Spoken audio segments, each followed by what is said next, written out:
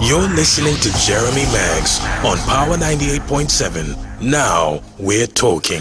Always nice to talk about a new book, particularly one that I think is going to have some resonance in the marketplace. It focuses, this one that we're going to talk about, on how South African businesses can be more innovative and the economic reasons why they should. The title is Relentlessly Relevant, 50 Ways to Innovate. And the blurb says that it combines global stories about innovation from the likes of Pixar and P&G with South African success and horror stories, and even uses the example of a roadside vendor in a Soweto house whose fascinating business model, the author is going to tell us, can teach multinational companies a lesson or two. Well, that author is Douglas Kruger, and he's sitting opposite me on the Power Week. Nice to talk to you again. Lovely to be chatting with you, Jeremy. Isn't it a good feeling to bring a book out? Oh, it's fantastic. You hold this thing and there's a tactility to it, and you think, I did that. Yeah, and I tell you what, one of the highlights of my life was walking into the Cresta bookstore, Exclusive Books, and watching a guy pick it up, turn it around a couple of times, and then walk off to the counter with it. And I couldn't resist. I had to tap him on the shoulder. Of course you tapped him on the shoulder, yes. Can I sign it for you? Yes, may I sign that? Yeah, but absolutely wonderful. Yeah. And if I'd been him, I would have said, well, seeing as you're so keen to tap me on the shoulder, would you give me a free copy? But you didn't do that because you're in this to make a living. Just before we get to the book, you've just told me you're a relentless producer. To sit down and do something like this requires discipline. We all have a book in us. Not all of us are able to put finger to keyboard. Oh, it certainly does. And I was fortunate enough to have taken typing when I was still at school. And, initially you look at it as, I'm the only boy in the typing class. And as you grow a little older, you catch on, the penny drops and you go, hang on a second, I'm the only boy in the typing class. But yes, I believe in relentless production. I was saying one of my icons is the author from the last century, James Michener. He used to write 7,000 words a day in what he called an almost indecent display of industry. And I love that phrase. And you've got to find the time in the day, and it's a job. It is. You can't be distracted, so if there's a test match on or something like that, you can't go. Stephen King says, find yourself a place where you can close the door. That matters greatly. Which is absolutely critical. Okay, relentlessly relevant, 50 ways to innovate. Let's wade in with the roadside vendor. What's the story? Yes, absolutely. I thought, why start a book on innovation, which is essentially creative and original thinking, with all the old time-worn examples, Edison and the light bulb, or more recently, Apple and so on. Why not start with something unique? Avoid the sort of pitfalls of falling into used thinking. And there's a wonderful story, and this came up as a subject on a couple of talk radio stations. I've never met the guy, but apparently just outside of Soweto, there's a vendor who sells a form of bunny chow. Now, what he does, you get to the front of the queue, and he will dig in, scoop out the heart of this loaf of bread, and he'll fill it up with all sorts of bits and pieces, and don't ask too many questions. It's delicious. You don't need to know what goes into it. And he will sell it to you at the standard price, or if you ask nicely, he will wrap it up in some form of cellophane, put it out in the middle of the highway, and let a truck run it over for you. Now, after it's done a couple of 100 meters down the road, he'll run out and retrieve it. And, we talk about taking risks at work. This is on just a whole different level. Run out and retrieve it, bring it back, and you'll end up with this smooshed, mixed, blended, creative meal that is apparently incredibly popular.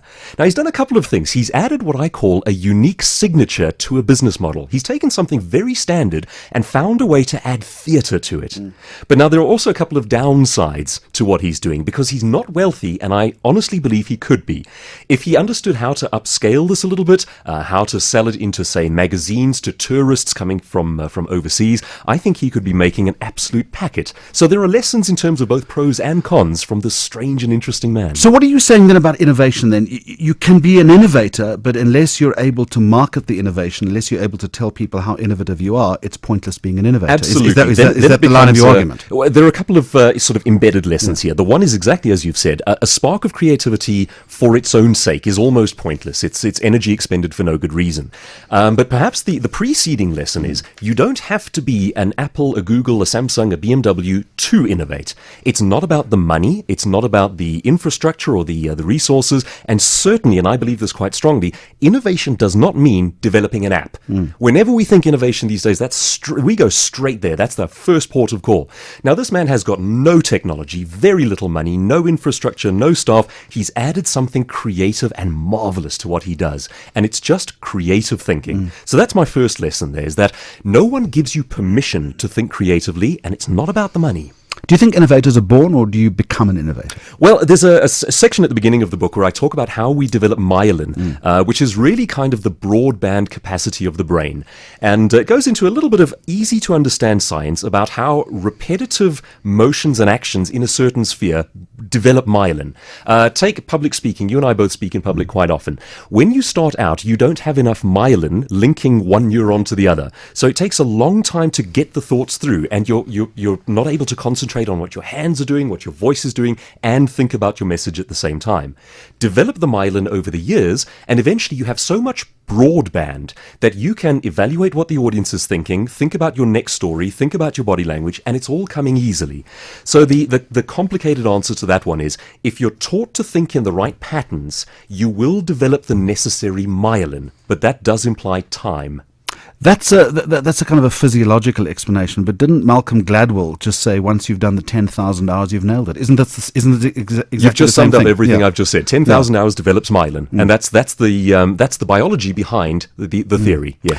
As you've gone out and researched this book, have you found that we are innovators in this country? Do you know? To dramatic, polarized extents, yes and no. In some ways, we are raised and encultured to think in very academic patterns. Our schools don't really encourage innovation, and there are very simple ways in which they could. But in other senses, because there are such dramatic circumstances in South Africa, very much yes. So I really believe that we exist at two sort of polar opposite sides on that equation.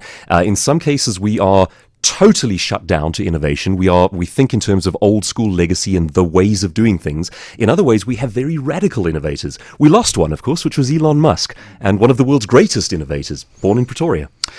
And yet, I mean, if you go down through the eons, we've created so many great ideas. We've created, from the Chris Barnard yes. heart transplant, right up to somebody like Mark Shuttleworth. Yes, yeah, absolutely. So we certainly are a crucible for that kind of thinking, but I think it's incidental. We're not doing it by design. So how does one then improve your innovation quotient? Okay, in the book I've given 50 ways to do it. The starting point is to look at the world in which we operate and say it's all human systems. And anything that is a human system can be shortcutted. It can be, as an author named Shane Snow, and I love his book, calls it can be smart-cutted. So in other words, you don't have to do things in a linear way. There are better ways of doing it. And I really believe that while I've given different ways of doing it, the simple answer is human thinking is about looking at the world around you, going, that's awesome, now imagine if. And to put that into a little bit more of a complex idea, ideas in human development work like an upside-down pyramid. First guy comes along, puts down a block, and that's the first idea. Next person looks at the block and goes, hang on, I can see how I can put 2 blocks on top of that one. And the third person comes along, adds his 3, and so on. And so ideas work like this upside-down pyramid. Now, in order to cash in on that, we've got to be looking at the world around us, but not just our industry, and I think that's the trick. We need to be reading Dr. Seuss as much as Popular Mechanics. We need to be reading Gladwell as much as an Asterix comic, and looking at how this whole thing is growing and developing, looking at things outside our industry and simply saying, that's awesome, now imagine if. Douglas Kruger, to what extent does local environment impact on innovation? For instance, would you get a different type of innovation in this country compared to the United States of America? And maybe even regionally. Would we be better innovators in a place like Gauteng maybe than in the Eastern Cape? The answer is hugely. One of the things very necessary for innovation is infrastructure, but oddly enough, to be very innovative, you need great need or great drama going on around you at the same time as having infrastructure. For that reason, another very good book, Startup Nation, talking about Israel. Tel Aviv is one of the world's leading innovative cities at the moment, and you can see the reality just when you say Israel. Driven often by chaos and uncertainty. Chaos on the one hand, and good infrastructure on the other. And put those two together, and you have a heck of a recipe for innovation. So would they be more innovative in Israel, for instance, than maybe Switzerland, where everything is calm and gentle and quiet? Spot on, because you've got the innovation, but you don't have much need to do the next thing. There's not much discomfort. There's not much drama going on around you. Now take the opposite of that, and you go into places like, say, some of the war-torn countries in Africa. You've got extreme need for innovation, but you've got almost no infrastructure beside it, and that kills it stone dead. How do you manage innovative people in an organization, given that all too often we fall victim to bureaucracy and vertical and kind of vertical management practices? Well, I'll give you two very practical ones. The first is that most innovation attempts fail on the first attempt. So as a manager, as a leader, you need to understand that when you've tasked a team, a division, a person with innovation, letting them fail once and punishing them is cutting your own wrists. It really is. So you've got to allow a certain degree of failure. Now, here's another one that I find fascinating. I believe that we have two opposing camps that are at war with each other because they don't know that they're working toward the same thing. And I lovingly dub the one side the efficiency Hitlers. And these are the people who are tasked with making things better. They're the systems and process-driven people, and they're the optimizers. Now, we need them, but they're also in the way of innovation. So we also need the radical disruptors. It is a leadership issue to tell both teams that they're fighting for the same thing.